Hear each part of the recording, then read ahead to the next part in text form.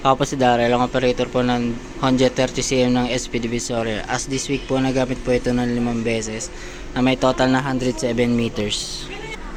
Ito po yung printer head. Ang huling palit po nito is ng November. Ito naman po yung capping. Huling palit po nito is ng November last year.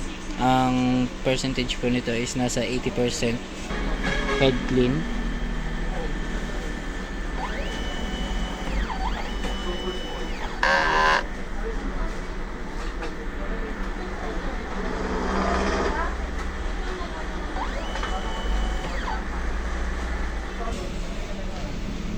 Punasan ng wiper after head clean. Nozzle check.